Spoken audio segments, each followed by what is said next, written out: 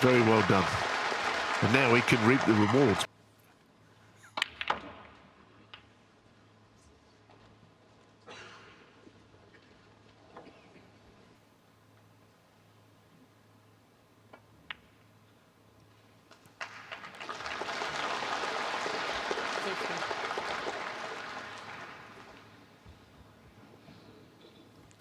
Yes, I think to take the blue and go into the reds is the last thing he needs to do here. It's a good call because the reds are open anyway.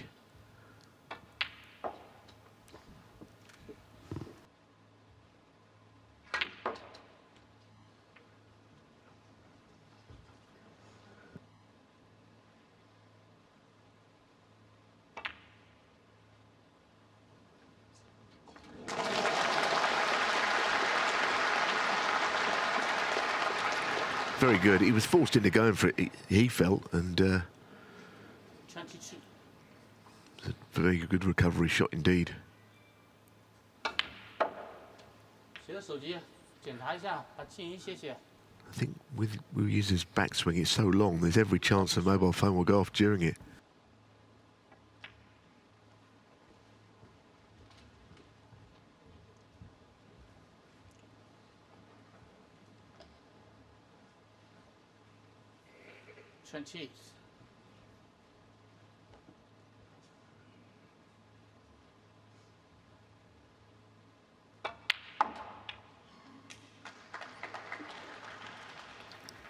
It's a beautiful shot. Doesn't deserve to be straight, although even if he is, you know, he's still got a red out in open play. As Dave pointed out, his two previous finals, he lost all the first 4 frames, so he's already looking at a very different proposition here. 34.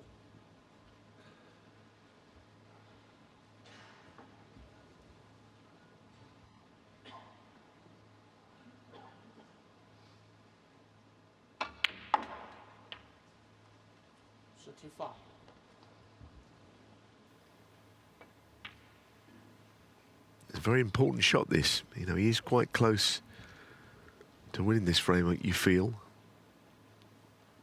40. It looks to me like that goes pretty comfortably.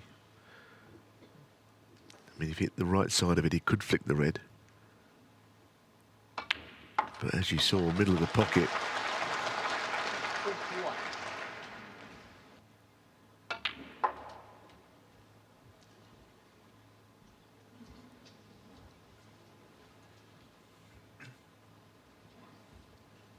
46.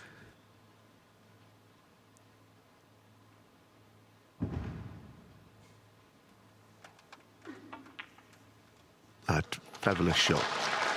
He's played 2 recovery shots in this break, the brown and that red, which are out of the very top draw.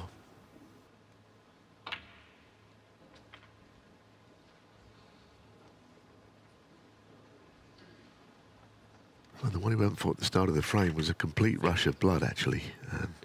And these 2 possible plants are not lined up nicely either. If the cue ball was down where he's bridging, you'd say he would almost certainly get this, but from that angle, he just got to cut the first red thin onto the other one to make the plant.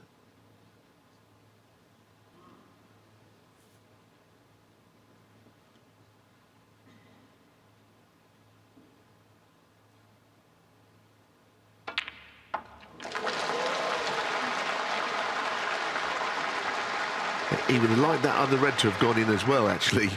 The red to left corner, if that had gone in, it would have been end of frame. Now there's still a nagging doubt with this one more pot required.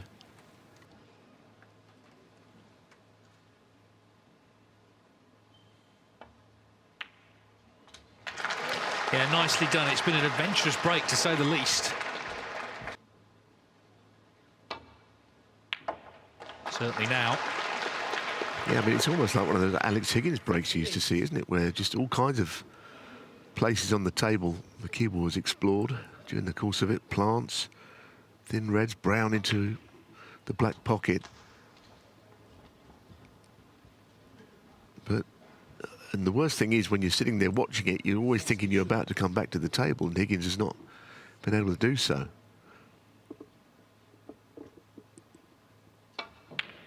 This is going to be, I think, a fairly gripping day over the course of it. Higgins has got a bit of catching up to do.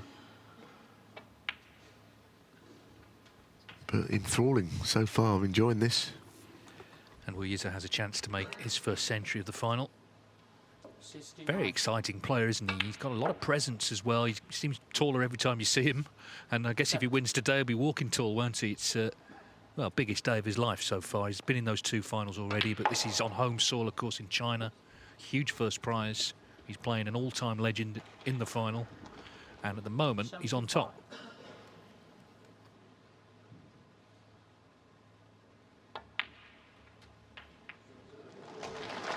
Yeah, terrific stuff, this. We wondered, you know, would he settle early? And he did. He won the first frame. And in the second mini session, the next target for him is to win that as well. And he'll have a good lead coming back tonight. 83. Remember, he's already made 10 centuries in this tournament. Surely going to be 11 now. 85. Just to send him to the interval. Feeling really good about things. 88.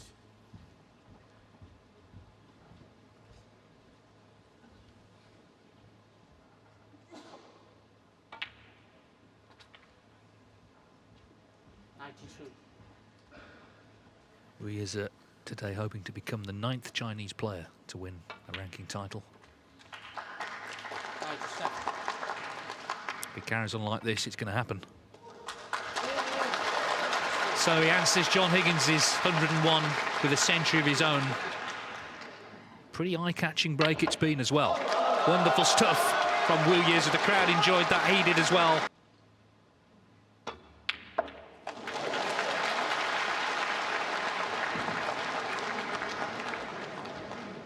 Well, I'm not sure the shot got the result it deserved. Unless he's on the pink. If he's on the pink, it's fine. Must say, it looks a little congested, but you know what? I think he can get through. That's what I'm saying, you know, you don't want him to get his hand on the table. It's an old cliche in snooker. Don't allow that to happen. I mean, what that looked like, I don't know, but we've already got a Chinese world champion. And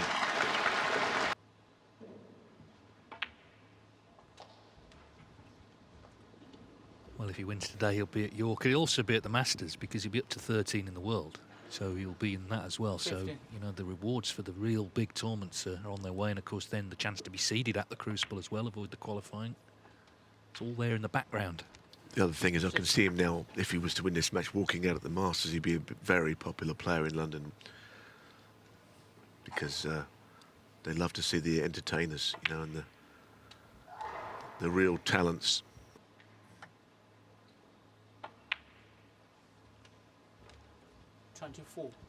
But a lot hinges on whether he wins this match as to whether we will be seeing him there, or as you say, in York as a seed.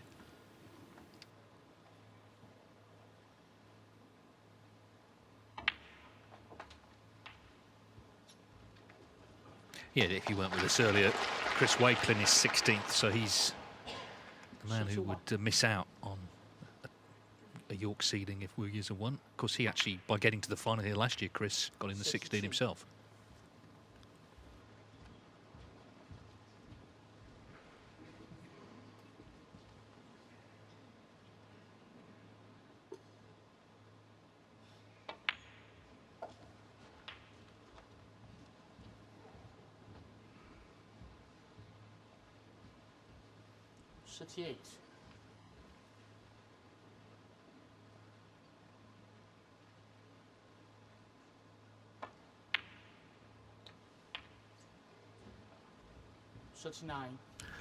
Well, that bottom red, of course, goes to the same pocket as the black, and then you'll have to work out a plan of action to get the reds opened. Yeah, it's possible we could have the shot to do so here. Well, this is interesting where he's finished, because he'll go into reds, I think.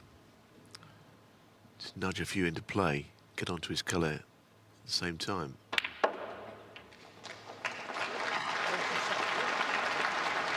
Got a yawning gap down the centre of the table with the brown away from its spot to go up and down through bulk without any problem whatsoever.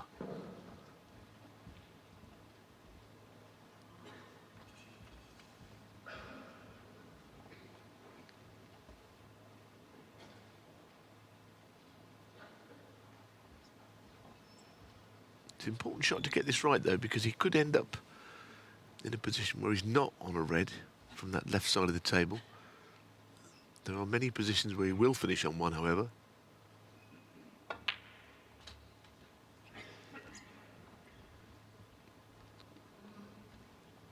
It's a beautiful shot. He might play this left-handed. He's very adept 53. at playing with his opposite hand.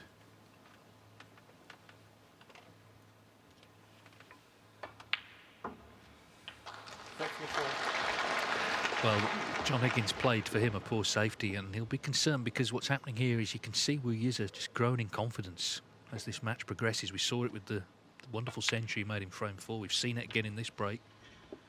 And, you know, the danger is could start to go off into the distance. 61. Yes, and if that happens, it won't take very long either, because he, you 63. know, he's capable of just devouring whatever's in front of him, it seems to me.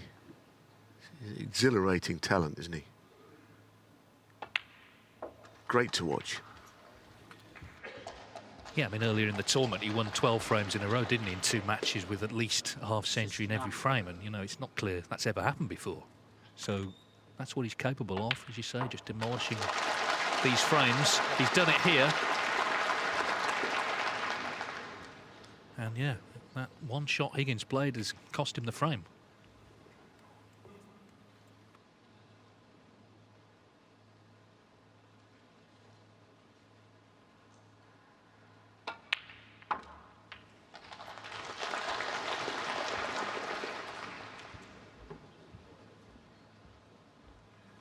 $76.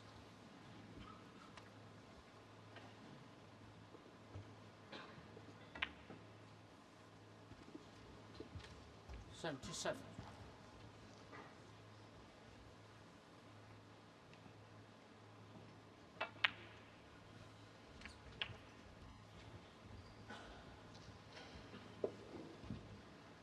Oh, this really is superb, isn't it? 83. The opening red was brilliant. There's been some pretty good ones in between that as well.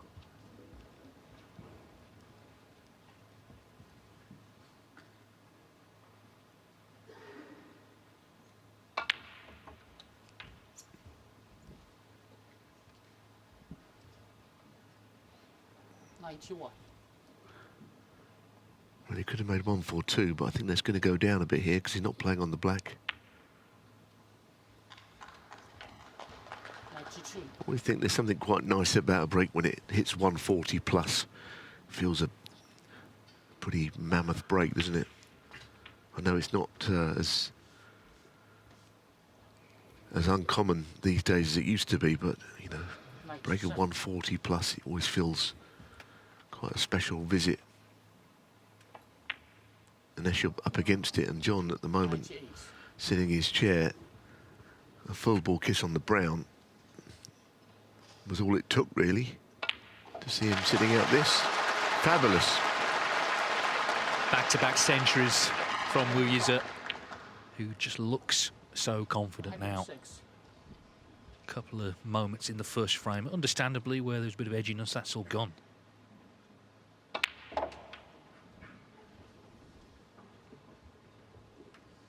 For once, he didn't get that right, because I think they potted the black into the thick side of the pocket. The keyboard didn't come up too far, but, you know, in the grand scheme of things, it doesn't matter too much, does it, really?